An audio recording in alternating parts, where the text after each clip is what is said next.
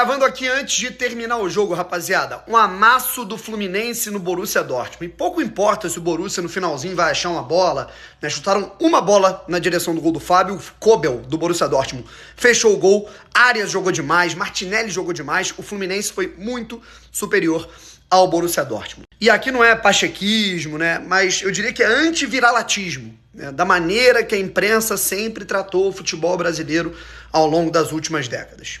Que naturalmente, o futebol brasileiro, óbvio, né, com seus problemas, né, o principal foco do problema, pouca gente gosta de bater, né, mas assim, ao longo dos últimos anos, você vai perdendo naturalmente os seus jogadores mais talentosos mais cedo para o futebol europeu por motivos óbvios, moeda, estrutura, euro, e é muito desonesto, eu sempre falei que era muito desonesto você traçar como parâmetro. O Santos do Muricy perdeu para o Barcelona do Guardiola. E aí se faz toda uma reportagem dizendo que o futebol brasileiro está num abismo. Olha a diferença para o futebol europeu. Não é diferença para o futebol europeu, é a diferença de todos para o futebol global. Equipes como o Barcelona do Guardiola, o City do Guardiola, o Real Madrid campeão da Champions com o Ancelotti, né? Agora o Paris Saint-Germain. Essas são equipes globais, são equipes que têm jogadores de seleção do mundo todo. São equipes que reúnem a nata da nata do futebol, o diamante mais puro do futebol.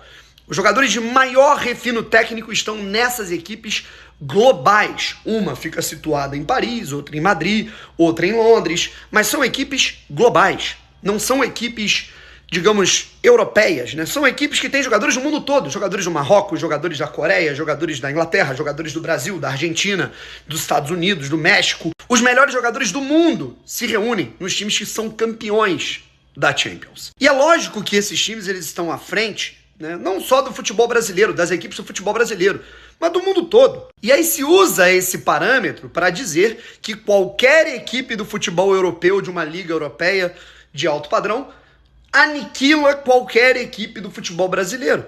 E a gente está vendo que isso não existe. E eu não estou dizendo que o Brasil vai ficar melhor que a Europa nessa... Não é isso, né? O Fluminense, por exemplo, pode passar, pode enfrentar a Inter nas oitavas de final. E é óbvio que a Inter, que é finalista da Champions, né, vai ser favorita contra o Fluminense. Mas esse Borussia, que óbvio tem mudanças, mas foi finalista da Champions na temporada passada, hoje foi amassado pelo Fluminense. É lógico, com diferenças. Assim como esse Fluminense ele tá ali no meio de tabela do futebol brasileiro. É um time que disputa a Copa Sul-Americana. Antes que falem sobre o nível do Borussia. Mas é isso que a gente tá falando. Você comparar Paris Saint-Germain com Vasco, Real Madrid com Botafogo, Arsenal com Atlético Mineiro, é muito desonesto. E a gente pôde ver isso no jogo em que o Palmeiras amassou a equipe do Porto. O pior Porto da história, né? Que terminou em terceiro lugar na Liga Portugal. O Benfica que penou para empatar o jogo contra o pior Boca da história. E isso é fato.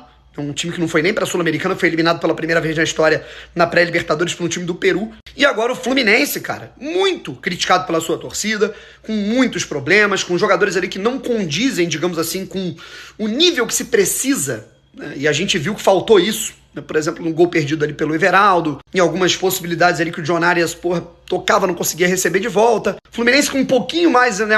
O Fluminense de 2023 venceria esse jogo. E aí, não me venha dizer que todos na Europa são superiores a todos na América do Sul. Isso não existe, isso é uma falácia. O que existe é o futebol global, o epicentro do futebol com jogadores globais. Essas seleções em times, esses batem todo mundo. E de resto, meu amigo, vai ter jogo que você vai ganhar, vai perder, vai ter jogo que você vai ser goleado, como por exemplo o PSG goleou o Atlético de Madrid, como por exemplo o Botafogo teve dificuldade para ganhar do Seattle Sounders da MLS. Futebol hoje não tem mais bobo, meu amigo.